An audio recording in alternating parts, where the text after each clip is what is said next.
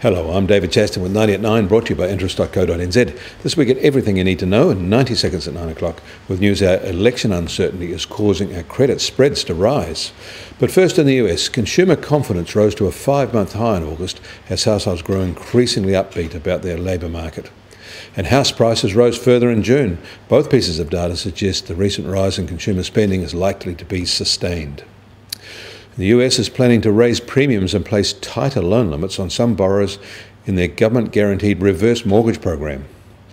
In China, they say they are making a big effort to control local body debt, which has now reached $2.4 trillion, or 21.4% of GDP.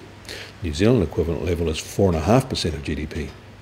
They have signalled this previously without much impact, but the public nature of these latest warnings indicate the issue has Beijing's full attention now. In Australia, there are rising concerns about the pressures the Chinese government is putting on their student nationals to pressure Australian university staff to support Chinese policies. Called red-hot nationalism, some students are being used to protest academic freedoms that run counter to the Chinese narrative. The pressure can be effective because about 30% of foreign students there are Chinese.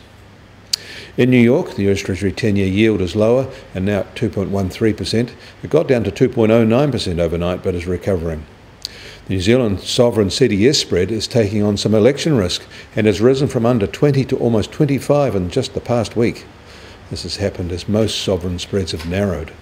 This comes as more fund managers signal they are shifting investment out of the country in the election run-up. Our 210 swap curve got flatter overnight in a bear shift that is now just at 92 basis points. The price of crude oil has stabilised at its lower level after a further small slip and is now just under $46.50 a barrel, while the Brent benchmark is just over $51.50 a barrel. The price of gold has gained a small extra overnight, up another $3 to $1,314, which is still a 3-month high. But the Kiwi dollar is basically unchanged today at 72.5 US cents. On the cross rates, we're still at 91.2 Aussie cents and 60.5 euro cents, and the TWI is still at 74.6. And we should note that the euro has hit a 33-month high against the US dollar overnight, posing a heightened challenge for the ECB. I'm David Chaston. That was 90 at 9, brought to you by interest.co.nz.